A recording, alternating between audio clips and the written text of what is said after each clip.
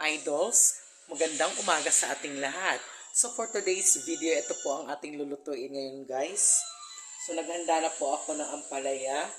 So hihiwain ko na po yan. Ayan po ang ating hihiwain at magpiprito din po ako ng kamote Q. O diba? Ayan po siya guys. O. Naghahanda na po tayo at ang mantika ay medyo kumukulo-kulo na. So ito po ang ating for today's video guys. Ampalaya, nakaluan ko siya ng itlog at meron na kaming snack ngayon. So ayan, dahil mag-aano na tayo guys, medyo mainit na yung mantika natin guys. So iano na natin to siya.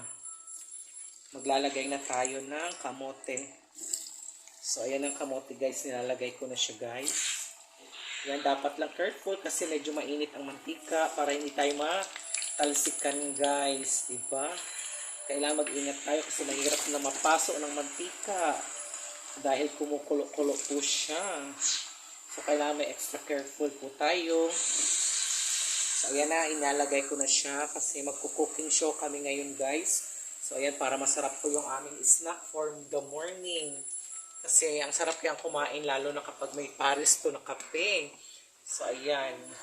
Tapos maya-maya ito pong ulamin namin. Piniprepare ko na po siya. So lahat po yan. Napakasarap po. Napaka-healthy. Oh, super yummy ngayon ang ating for today's pagkain guys. So yummy talaga. So healthy pa siya.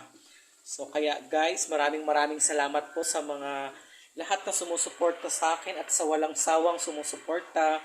Thank you. God bless us all. Bye. Mwah.